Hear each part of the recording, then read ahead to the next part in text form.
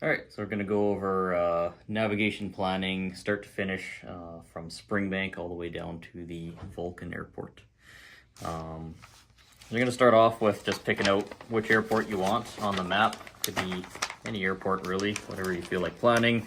We're going to use Vulcan today, and then we have our lines pre-drawn here, but generally you wouldn't have anything on the map, and so you got your Springbank or departure out of here, and then Vulcan's going to be your arrival airport into here. And you're always going to want to work your flight plans backwards, so I'll look at the start and the departure, and then the arrival, how I'm going to get to the airport, and then I'm going to link the two together. Some airports, depending on if they're controlled, uncontrolled, have different procedures. Take Red Deer, for example, you're going to have to go to certain waypoints on arrival instead of direct to the airport. The Springbank departures, if you're going south to Vulcan, you have to go via Pritis, and so we got to find that info ahead of time. So we'll start with Springbank, how we're going to get out of Springbank. You have the airport, and then you have all the different routes, so a good place to start would be the CFS. And so we'll pull up the CFS for Springbank on the Canada Flight Supplement, either the paper or digital version, whatever you guys have access to. Paper you can get for 15 bucks, or you got Flight Plan Go for free that you can download on your tablets, phones, whatever, to get the CFS. So we'll pull up Springbank over here, and then get the CFS page. Okay, so within the Canada Flight Supplement page, you got a bunch of stuff, and all of these are going to be found inside the general sections of the CFS as far as what everything is. You have a little reference. You have latitude, longitude. It's 8 miles west of the closest civilization town. Variations 15 east as of 2013. Some time zone stuff, a little bit of elevation, and then a bunch of maps that you might find it on. Operators, the Calgary Airport Authority. There's a phone number there. It's certified.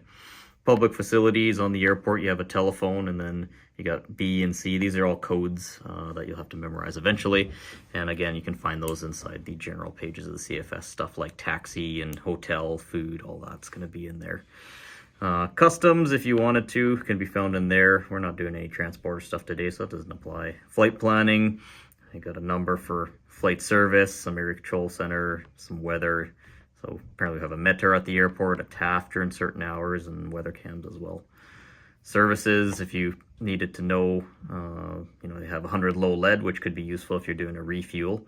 And as far as who sells the 100 low lead, you got private advisories and Calgary Flying Club and all those guys.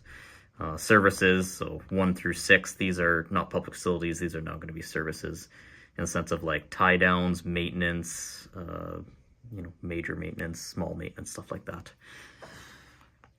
So that's page 1. Then you go over to page 2. In the CFS, you got some runway data, which would be definitely useful. So you got runway 0826, 17, and 35, and their associated widths and lengths. If you're flying a 172, you can pretty much take it into wherever. But in our case, we still want to look at the runway lengths, make sure that they're long enough for our aircraft that we're going to use, and the direction for when we're factoring wind and whatnot, what's available to us. You have lighting if you're flying at night, communications, so got an RCO if you want to talk to flight service, going to be 123.375. They got an ATIS on this frequency, a ground's going to be on this frequency. It's a towered airport, and they have 2 frequencies. A Mantor frequency for nighttime stuff, VFR advisory on the fuel guys that you would call. Some nav stuff, we have a DME and an ILS if you wanted to use that. Probably doesn't apply to VFR really. And then you got procedures, so you got the massive section of procedures. And if we're doing a departure, we could skip right to there. All departures to the north and south and west, expect routings via Lock-in Lake, Elbow Springs, Roundabout, Petrocan, Cochrane, all that good stuff. And then depending on if you're using the ghost routes, then you might go out via different ghost routes depending on which runway. Now in our case, we're not going to the practice area, so the ghost routes don't apply. But we are going south, and we can expect vectors via the different waypoints. And the one that you're always going to get is going to be going south. You'll have Springbank over to Elbow Springs right here. You can find all the waypoints in the CFS on the first page, right in here with all the lat and longs and the points. Right up in here. And so you plot all those points out, and the last point you're going to get is Pritis Corner. So it might be a good set heading point that we'll pick later. So we draw the routes out, pick that first. And then we got Vulcan down here, which is worth looking at their procedures. I believe it's CFX6, let's see. All right, so Vulcan Airport CFX6, and they have a CFS page right here. Now their CFS page is significantly shorter from there to there, mixed in with some other airports, so same deal, got some reference with some lat and long. Operator is the town and county, there's a phone number if you want to give them a call. Couple public facilities close into the town, and then flight planning stuff, there's the WX brief. Runway data, so they got 1735, so it's north-south facing. Then they have a little grass runway 2409, which we can't really use unless you want to do some grass stuff. So the asphalt's going to be just shy of 3,000 feet long. Then you got your COM, so it's an ATF, not mandatory frequency, but aerodrome traffic frequency, i.e. you're not legally required to make calls, but that doesn't mean that you shouldn't. You're still going to make all your standard calls on traffic 122.8. There's zones within 5 miles of the center of the airport, tops at 6,500 feet, ASL. Procedures, right-hand circuits, runway 17 and 24. And so if you look at runway 17 right-hand circuits, when you're departing in that direction, basically the circuit is on the other side of the town. So that's definitely good to know for planning purposes coming in. But other than that, there's not really any arrival procedures. It's not really controlled. You pretty much just go right to the airport, descend, join the circuit, and then land. And then caution, got first third of the runway of 24 is a little bit rough. Some wildlife in the vicinity, of course. Approach to runway 35 may have migratory birds on the reservoir side, so on the south side, which is definitely true if you're in the right season. Other than that, not really much telling me anything in the CFS, and so we know there's no arrival procedures. We know the departure procedure Springbank. We plot that out, and then we put a line right out to Vulcan. And so it just starts off with a straight line out to Vulcan. Now, in good navigation, we're going to put 10-degree drift lines either side. And the way we'll do that, you take your protractor, doesn't matter if you use north, south, east, whatever, you just need 10 degrees. Now, very, very important, often students will mistake in this one, you have to put the center of the dot on the starting point that you're going to start setting your heading at. Otherwise, if you put it way the hell down here and you mark your 10-degree lines, they're not really going to be 10 degrees. And so you put it right at the starting point, in our case, British corner, line it up, and then we have 10 degrees left, 10 degrees right. Put a little tick mark with your pencil, which you can see right there and there. You pull that away, and then now you have a bit of an angle that you can draw a line, and then you put little tick marks all the way out, 10-degree lines either side, as well as going into Vulcan, coming here and here as well. And then another good practice, as the flight training manual suggests, is putting 10-degree lines, sorry, not 10-degree lines, 10-mile marks out every 10 miles using your ruler. And so you look at this guy, which is a pretty standard ICAO chart ruler. You have two scales. You have a 1 into 1 million, 1 in 500,000. Now, 1 in 1 million was for the old WAC charts back maybe 10 years ago. They don't exist anymore. 1 to 500,000 is what we use for the VNC. And not to mention, on both sides, one side is statute mile, one side is nautical mile. And so you got to make sure you get the nautical mile side on the outer scale, 1 to 500,000, which matches the map. If you look in the legend here, marks your scale right there, 1 to 500,000. So that's where you'll find that. So we found the correct ruler that we're going to use is this guy right out here. Personally, I have marks on my ruler on either side so that I don't confuse them. Then we're going to go every 10 miles. So we'll start off potentially like that, right on 0, and then I'll go 10, 20, 30, all the way out to your destination. And then you know roughly what 10 miles are. That way you can do on-the-spot distance measuring as needed to adjust ETAs and whatnot. Okay, so we have a route roughly planned out. Start thinking about altitude, RPM settings. How are we going to get there? We have airspace that we've considered as well. Now, Prentice Corner is a pretty easy set heading point, but it doesn't have to be Prentice Corner. That's just where terminal's going to vector us out to, and then from there release us on course all the way up to Vulcan, especially if you tell them that's where you're going to go. Doesn't mean that you can go to Millerville, set your heading out there, Turner Valley, set your heading, or anywhere else that might make more sense to you. It's just this is the closest point, and then more direct you can go en route. Have a little bit of airspace here. You got, you know, your Calgary Class C rings all the way through here with all your different airspaces marked there and there as far as height. And so you'll be in Calgary Class C, you know, so long as you're below 8,000 feet all the way up to this ring here. And then you'll be released. So if you go down Highway 22, you're released shortly on your way to Millerville, or if you turn out to Vulcan, it'll be shortly before reaching Okotoks. So you'll be pretty much controlled and have very limited maneuverability up to that point in time. And keeping in mind, altitude restrictions may apply as well, so that might be something we consider in planning. You have a little soaring area down here, Class F. It's a CYA type Class F, which means you can still go through it. It's advisory, but if you're not participating in the activity, you probably shouldn't. Doesn't mean you can't. You know, you might be able to clip the edge a little bit if you wanted to, but if you go bombing right through the middle of it on a soaring day when it's active, you might honestly hit a glider and it wouldn't be good for anyone, so you're best to avoid that. So we've planned around it using this waypoint. Then from there, once I'm released, it's all technically Class Echo airspace, but for us, we treat it as if it was uncontrolled the whole way out as soon as we're released there. Altitude options, you got a couple. So you got oddballs, fly east is the saying, or if you're going eastbound, you're going to fly the odd thousands plus 500. So that'd be 3,500, 5,500, 7,500, 9,500 for our area. 3,500 is a little bit too low. That puts you into the ground. 5.5 would be doable. In fact, that's the altitude they give you at Springbank, but you might be a little bit low, which isn't the worst thing, but it makes it hard to navigate, and the airplane is a little bit less efficient at lower altitudes. Depending on the wind, that may change. If you got stronger tailwinds aloft, maybe climbing would be more efficient, or potentially you got stronger headwinds aloft, and so staying lower might be a little bit more efficient. These are things we think about.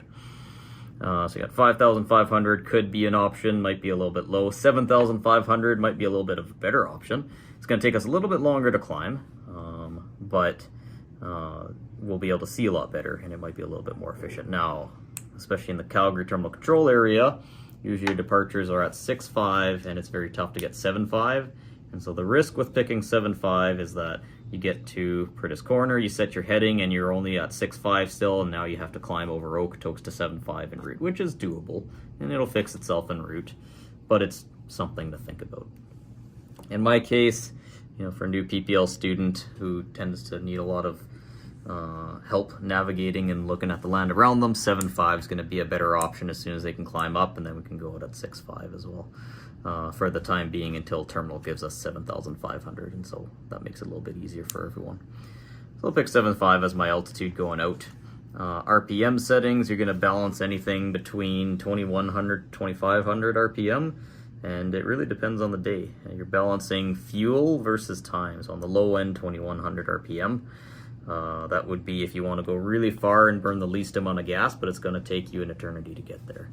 On the other hand, if you have 2,500 RPM, you're going to get there super, super quick, and you're going to burn way more fuel as a result of it. So you won't be able to go as far at 2,500 RPM than you will at 2,100 RPM, but you'll get there faster.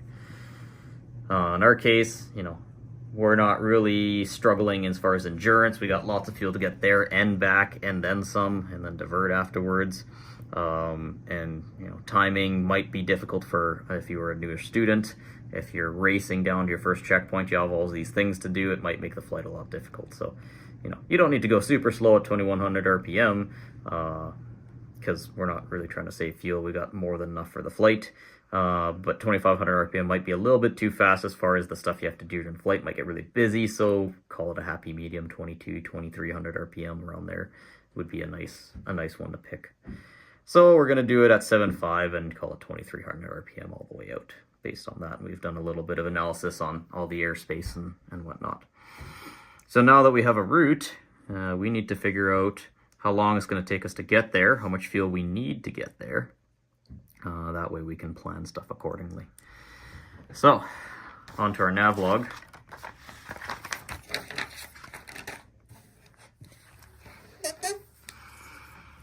So, you have a navigation log here. This is the front side that we use here at SATC.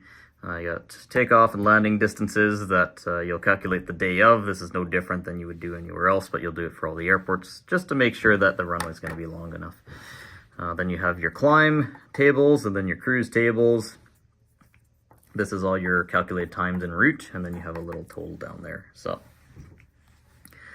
I'll start off with the climb initially. We picked our altitude, so Springbank, we're going to start off, tilt this guy here. So we're going to start off at about 4,000 feet, and we're going to climb to 7,500 feet. And so we got to figure out what's the distance, time, and fuel to climb. And that is going to be found inside our pilot operating handbook, the POH. So go off to section 5, all your performance data. Going to be in most POHs, it'll be section 5, unless it's a Piper, because they're weird like that. And then we'll run off. We got a bunch of tables, a bunch of instructions ahead of time, stall speeds. Keep going through. There's your takeoff and landing distance, which you should be familiar with, rate of climb, and then we got time, fuel, and distance to climb. So that would be the one to look at. So always looking at the charts. Time, fuel, distance to climb at the maximum rate of climb is a couple conditions to look at. So you got flaps up, full throttle, and standard temperature is how they determine these numbers. And so if you're off of that, maybe you're climbing with flaps or less throttle or vice versa, it might get different numbers. Also says a couple notes, so add 1.1 gallons of fuel for engine start, taxi, takeoff allowance. That's where you get it from the weight and balance. Your 6.6 or 7 pounds you do for takeoff and taxi allowance. That's exactly where they're getting that number from. Now, it also assumes that you lean your mixture above 3,000 feet for maximum RPM, which we don't do here. Above 3,000 feet, we actually take off with a mixture rich as a school policy. And so your fuel on initial climb is probably going to be a little bit more than anticipated, and keeping that in mind. Increasing the time, fuel, and distance by 10% for each 10 degrees above standard temperature. If you were a little bit above standard or below standard, you have to adjust that to reflect reality. And then it also assumes you have zero wind. So thinking about time to climb and wind, if you got tailwind, headwind, that's not really going to affect anything, but your distance to climb will most certainly be affected.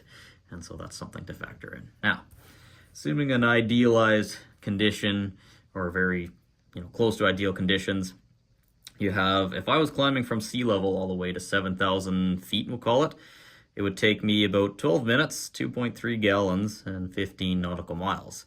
Problem is we're not climbing from 2,000 or from sea level, we're climbing from 4,000 feet. And so I have to do my calculation from 4,000 to 7,500 feet, a little bit of interpolation to do. Now, in your POH, because you're always doing the plus 500 feet VFR, it's okay to interpolate between the numbers ahead of time. So you got probably 13 and a half between 12 and 15. 2.3 to 2.7 is a difference of about 4. So we'll call it 2.5 interpolating. And then 15 and 19, difference of 4, so we'll call it 17 nautical miles, and that would be at 7,500 feet. And you can even write that in pencil between the lines, so you don't have to interpolate between the two ahead of time. So you're going to have to subtract the two. You got the 4,000 line. Let's start with our distance to climb, because that's the first one. So 4,000 distance to climb, we got 8 to 17. And so that'll be a difference of 9 between the two. And so it's going to take us about 9 nautical miles. And now we'll do the time side of things. And so 4,000 feet across time to 13.5. So you got 6, be 7.5, call it minutes. So we'll round it up to 8 minutes. So 8 minutes marked right there. And then the last one's going to be your fuel. So 2.5 to 1.2. It's going to be call it 3. So 1.3 gallons roughly.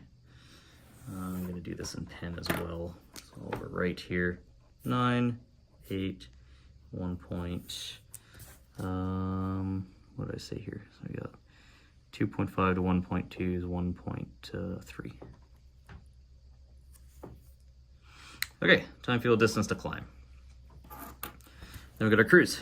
So remember how we picked an altitude and RPM? This is where we're going to select it. So we picked 7,500 feet and an RPM of 2,300 RPM for reasons that we discussed earlier. Always have a reason for all your decision making. It's not like you always roll with the same RPM or altitude. Think about all the factors and get experimental with it a little bit. Think about different situations where you might have to use different RPMs, different altitudes, and why.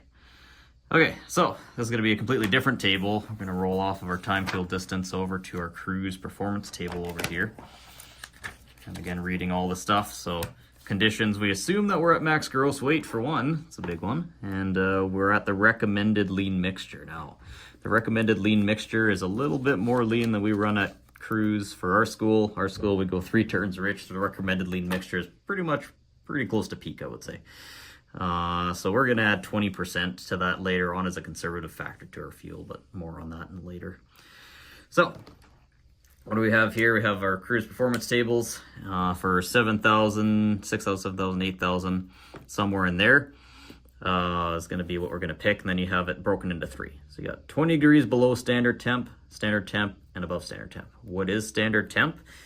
The ICAO standard atmosphere says that at sea level it's going to be 15 degrees Celsius and decrease by 1.98 degrees Celsius per 1,000 feet. So round that up to about 2 degrees Celsius per 1,000 feet and all the way up, to whatever altitude. And if you don't want to do that calculation, figure that out, just go over to this time, fuel, distance table and you have, this one also assumes standard temperature, but they list it out. And so for, 7,500 feet, standard temperature, call it about 0 degrees. And so you look at the upper air temps. If it's pretty close to 0 degrees, right where you're going to be, you're pretty close to standard. If it's in the wintertime, you're probably going to be 20 degrees below standard. If it's in the middle of summer, probably 20 above. In our case, in the fall here, pretty close to standard. I'm going to use that table. Okay. So we've picked 2,300 RPM, but you can also weigh it out on this table between 21 and 26. And so this is where you'll weigh out different performance.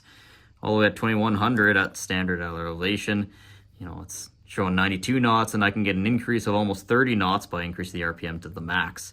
But it's going from 5 gallons an hour to 8 gallons an hour. And so you're going to really pay the price in fuel. Now we picked a happy medium. So we picked 2,300. And this is going to be at 6,000. We also have to interpolate between 6 and 8.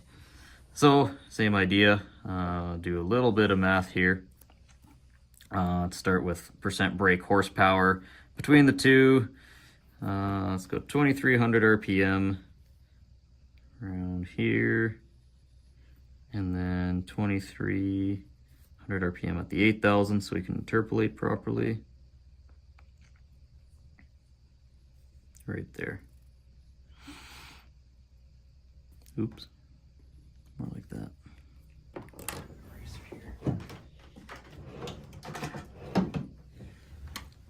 Okay, so I'm reading between these two lines now, using an interpolation formula. So 52 to 54% brake horsepower, call it 53% brake horsepower. Close enough. The reason you care about brake horsepower is because in the POH, if you look inside the amplified normal section, you'll find that for cruise, we shouldn't exceed 75% brake horsepower, which is why you'll see all these numbers don't ever exceed 75. But as you get higher up, you can rock 2,600 RPM at 12,000 feet, and you're barely touching 75% brake horsepower. Down at 2,000 feet, you're limited now to 25,000 RPM. Or 2,500 RPM because now you're right at that max brake horsepower. So in our case, we picked 53, a little bit on the low end, but that'll keep us from burning too much fuel and going a little bit too fast for the exercise that we're doing now. True airspeed, 103 to 104, marginal difference. You could interpolate, 103 and a half for 7.5 between 6 and 8. And 7.5 is almost closer to 8,000 feet. So we'll just pick 103 for today. And then same thing with the fuel. We got 6.2 to 6.0, so call it maybe 6.1, probably closer to 6.0. I'm going to pick 6.1 because that's a little bit more conservative. So in the end, we got about 103 knots, and 6.1 is what I'm going to pick so that I have more fuel on board if I had it available. Okay. So now we have all our cruise performance, and you could do 3 to 4 legs on this one. For climbing back out from Vulcan, you could do another leg right here. And another cruise leg right there. If you wanted to for a different altitude, you could do that up to 4 times. And then we have all this table. Now, we've already done our calculations for our climb out. We figured out it's going to take us 8 minutes and about 1.3 gallons. Now we've got to figure out all the portions where we're cruising, which if you look at the map, and that back here, you're going to climb out initially for about 5 miles, which will bring you to about Elbow Springs or so. And then another 5-ish miles, you're going to spend that cruising, and that's going to burn a certain amount of fuel, different from climbing. And so we're going to factor that in. So I'm going to start off by doing top of climb and set heading point. So we'll go from my top of climb to my set heading point. It's going to be my first line that I calculate. Next one for my set heading point, in our case there's no bends in the route, so I'm going to go directly to Vulcan. So set heading point to CFX6. Like there. And then we got MEF, which are all these guys here. I got 43, 43, 58. Those are all going to be MEFs.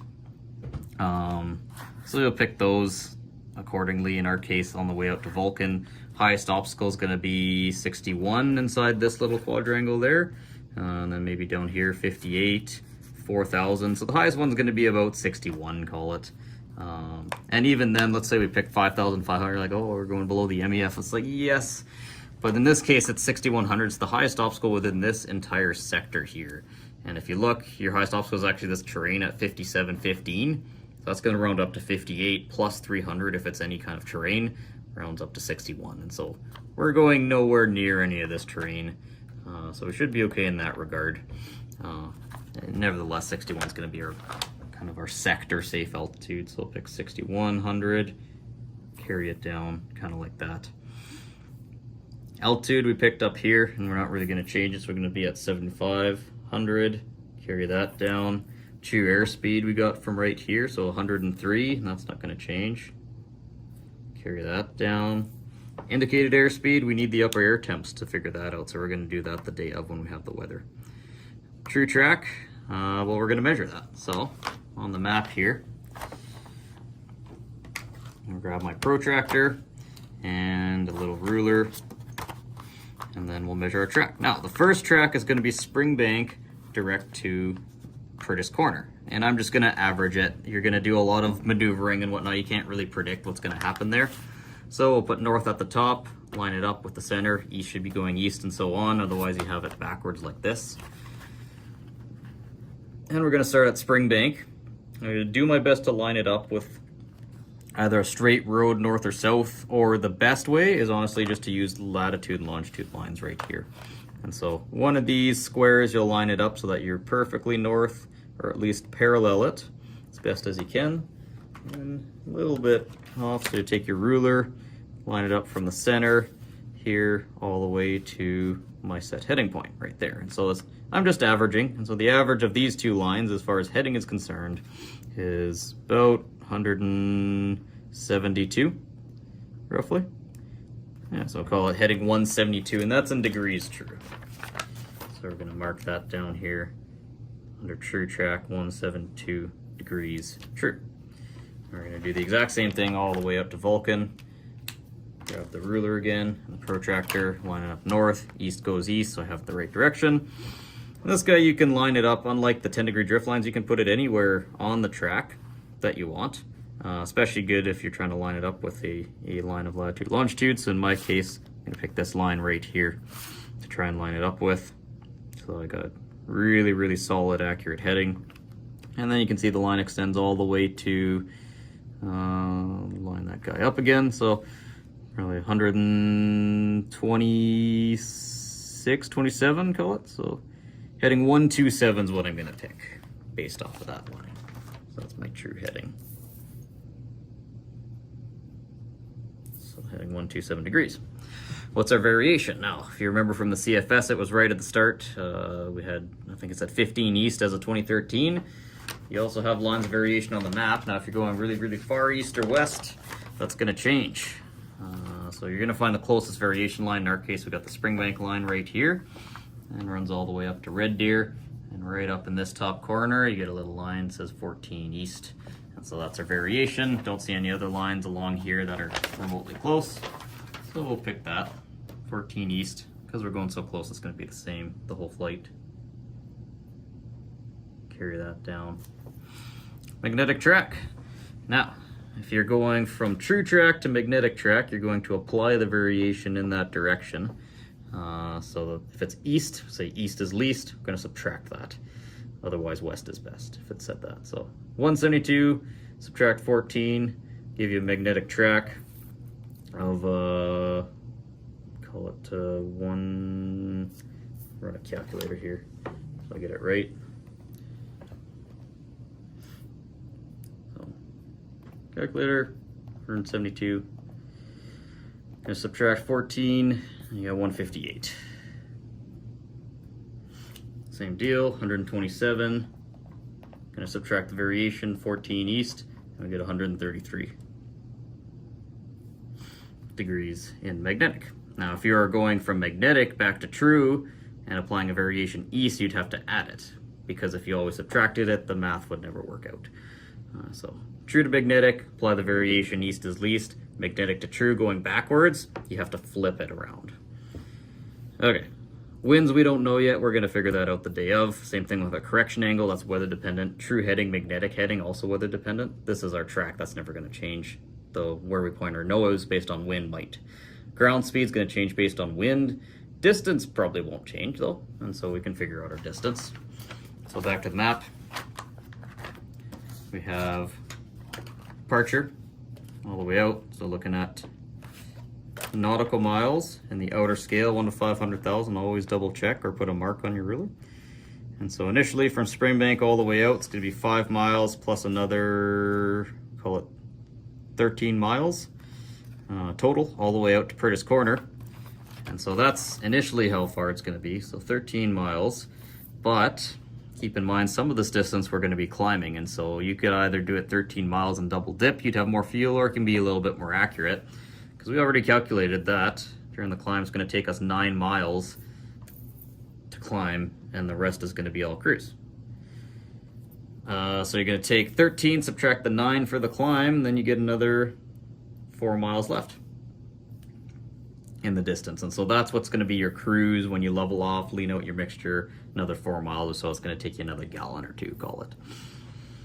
Now, we got set heading point to CFX6, same deal. Back to the map. Going to go right from our set heading point now, all the way to Vulcan. And then we get roughly, line it up here, nice and accurately, 100 and, it's not 100, be 47. Or 48 actually. 48 miles all the way to Vulcan, according to that. Over to the Navlog. 48 miles. So that's about all we can do the day before on this side. We don't really know our time or fuel yet, so we won't calculate that. Over onto this side, the back side of the map, this is designed to go onto your knee board. So you'll fold it in half. You'll have an airport diagram that you can draw on there. And you also have, this is just a replica of this table how over here. And so you just copy over the two from all your indicate airspeed, all that onto this table once you're done everything. And you have this little checkpoint calculator table thing. So when we're starting off at Springbank, so put in Springbank. And right off the bat inside the run-up bay, I'm gonna get a time for departure, and then I can apply the estimated time en route. Call it an hour from now. If we took off at 10 o'clock and estimated time en route was an hour from now, our ETA is right off the bat 11 o'clock, and so I can get that information before even taking off.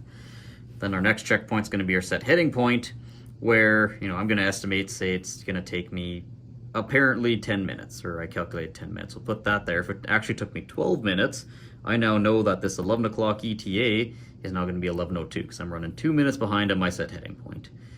Distance and ETA remaining is also put in there just for reference sake. And you got checkpoint 1 and checkpoint 2, which we could pick based on what we see on the map. Now, you usually want to do these every 15 minutes or so. The first one should definitely be within 15 minutes. So I'll call it, you know, within 10-15 miles of setting your heading. That way, if you drift off course, you know right ahead of time that you're drifting off course and you can correct it right away, as opposed to drifting miles and miles before you even know that you're off course. So, in our case, we've pre-picked Okotoks as a checkpoint because it's going to be very easy to identify, as well as Frank Lake, right, Abeam Frank Lake. Now, checkpoints can be deceiving. If you pick any of these little towns, you know, these guys over here, Blackie would be a great one. There might be one house there along a railroad, or, you know, better yet, Pakisco, for anyone who's flown down there. There's really nothing there, and so always vet out your route ahead of time. You can do this on Google Earth if you pull it up. I'll pull it up here.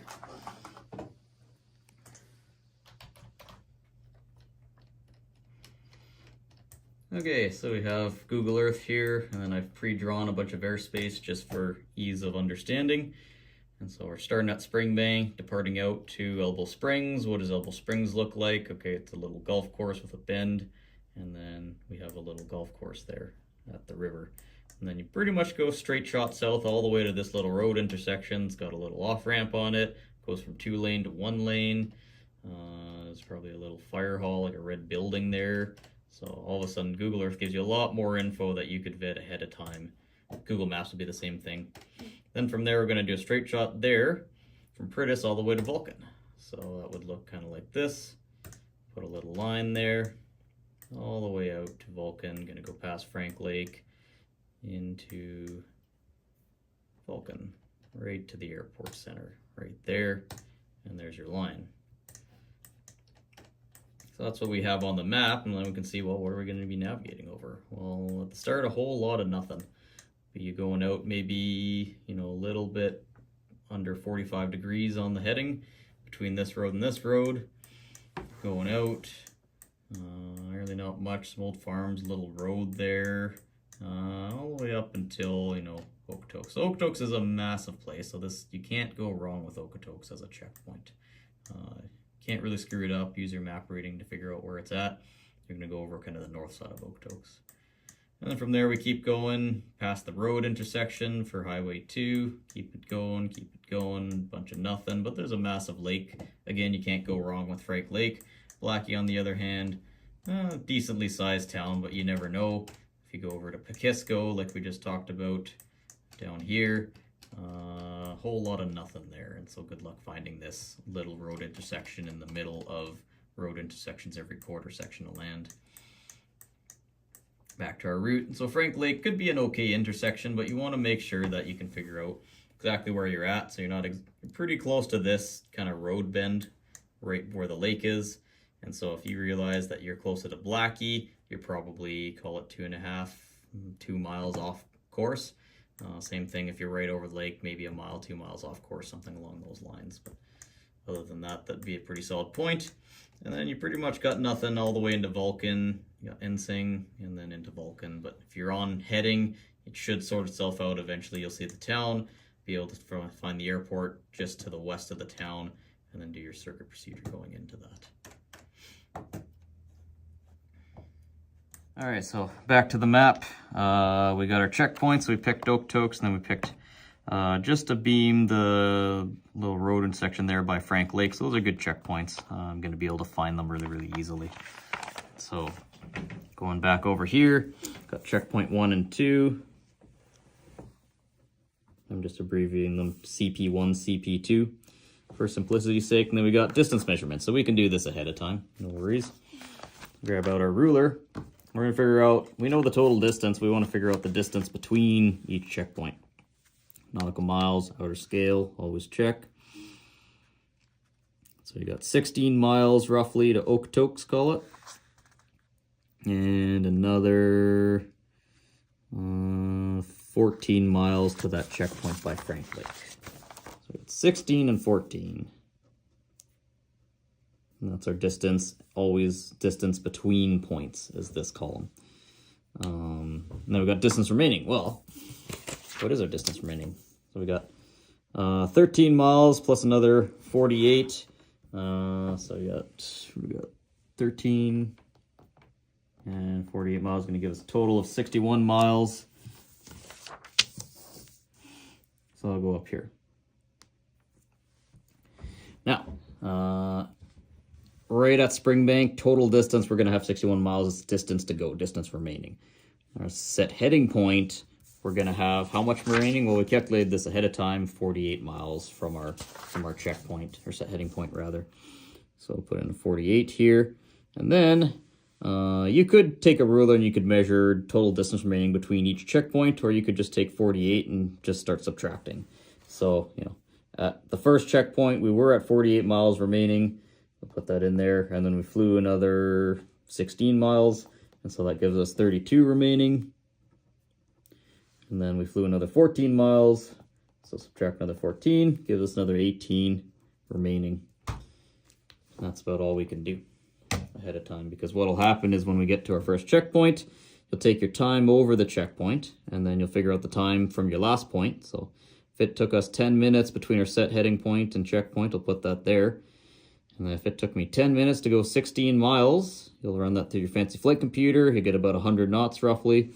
And then from there, at 100 knots, you got 32 miles remaining. And that'll take you another, call it 20 minutes roughly. And you'll do that off the calculator, 20 minutes remaining. And so if it was 11 o'clock at that checkpoint and you had 20 minutes remaining, 11:20 is now your new ETA. So now, based off our previous example, we'd be running 18 minutes late from our last known checkpoint. That's kind of how that works. Okay, that's all you can do the day before. Now we're gonna say it's the day of, and you gotta grab the weather. So we're gonna do this guy in pencil, because sometimes the weather isn't good, or you show up to the flight and you end up not doing the flight. At least you can erase the parts that are gonna change. So we'll go over to the computer and grab some weather.